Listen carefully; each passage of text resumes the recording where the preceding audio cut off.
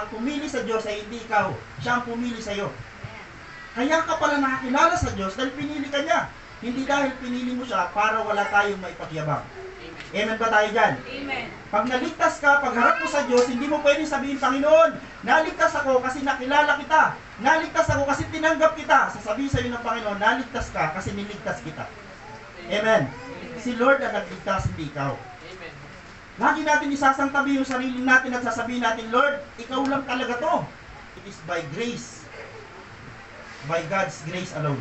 Ang pinakamatibay na Kristiyano na nabubuhay sa sanlibutan na hindi kayang tinagin ng lahat ng pagsubok, ang pundasyon si Jesus. Si Jesus ang pundasyon.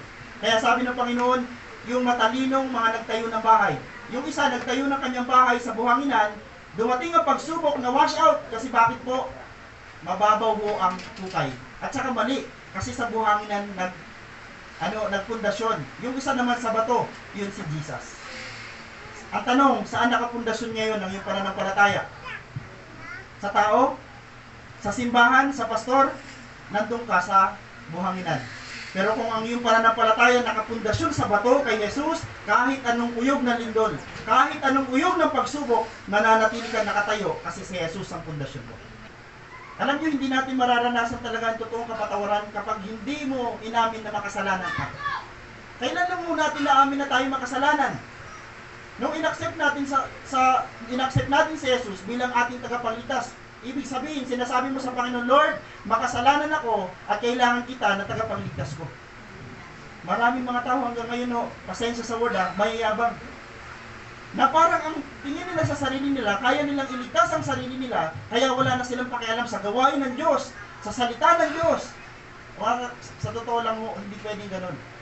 Dahil wala ho tayong ibang magagawa kung tayo hiwalay sa Panginoon.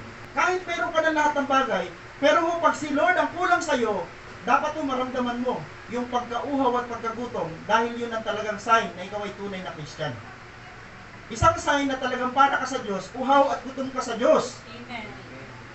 Sabi dito ho, in fact, our Lord is teaching that such a powerful craving is the mark of a true Christian. Yung parang grabe yung craving mo sa Lord, parang gutom na gutom ka kay Lord, uhaw na uhaw ka kay Lord, then yung mga tao daw na ganun ho, yun yung sign ng mga totoong Kristiyano. Yung sabik sa Diyos. Amen. Mga kapatid, sikapin natin ho na masabik tayo sa Diyos kaysa sa mga bagay sa sanlibutan ito. Kailangan ho maging mahabagin tayo dahil kinahabagan tayo ng Diyos. Sino dito hindi marunong magpatawad? Sino dito yung talagang pag nagalit parang sagad hanggang buto? Tandaan nyo, hindi mo maganda yon dahil pinatawad lang din tayo ng Panginoon. Ang gusto ng Panginoon makita sa atin kung paano pinatawad niya tayo, ganun din lang din kaisi magpatawad sa iba. Pinatawad ka ng napakalaki mo, hindi ka marunong magpatawad sa maliliit na bagay. Amen ba? Alam niyo bang ang tindi ng ating nagawang kasalanan sa Panginoon? Hindi dahil tayong gumawa, kundi dahil ginawa ni Eva at Adan, at ang katubas noon ay isang napakalaking kasalanan. Pero pinatawad tayo. Sa pamamagitan ng dugo ni Jesus, pinatawad tayo. Ngayong pinatawad na tayo, ang ine-expect sa atin ng Panginoon, matuto din tayong magpatawad. Pastor, kahit gaano kalaki ang kanyang pagkakautang sa akin, kahit gaano kalaki. Kasi sabi ng Biblia, because we have received His mercy, we will be merciful. Yun ang ine-expect sa atin ng Panginoon. Sa totoo lang, tayong lahat na nandito, hindi pwede tayo matawag dito magpubli sa isa't isa. Alam niyo yung salita magpubli? Pwede natin itago ang ating mga puso, ang ating isip sa ating mga kapatiran sa oras na ito, pero hindi ho pwedeng itago yan sa harapan ng Diyos. Alam ng Diyos sa oras na ito kung sino ang marumi at pangit ang isip. Kaya ho walang maililihim. Kumusta ho ang puso nyo ngayon? Pastor, may dumi-dumi ng konti. Pwede bang linisin na yan natin? Paano yung term natin na may dumi-dumi ng konti? May galit-galit? May tampo-tampo? O ano? Alam niyo, sa totoo lang ho, sa harapan ng Panginoon, kung wala tayong may tatago, dapat ho, lahat ho ipulwas na natin. Amen? Pinagpala ang mga gumagawa ng paraan para sa kapayapaan sapagkat sila ituturing ng mga anak ng Diyos. Isa sa sign na anak ka ng Diyos, hindi ka mahilig sa gulo. Amen ba tayo dyan? Amen. Ang mga tunay na anak ng Diyos, hindi ho gusto ng away. Hindi ko gusto ng division, hindi gusto ng kampi-kampi. Ang gusto ng Panginoon sa mga anak niya, nagkukos siya ng kapayapaan. Amen. Okay, sa English sabi dyan, blessed are the peacemaker. Oh, ikaw dapat to, ako dapat to. Tayo dapat to ang nagkukos ng kapayapaan at hindi tayo nagkukos ng gulo. Amen.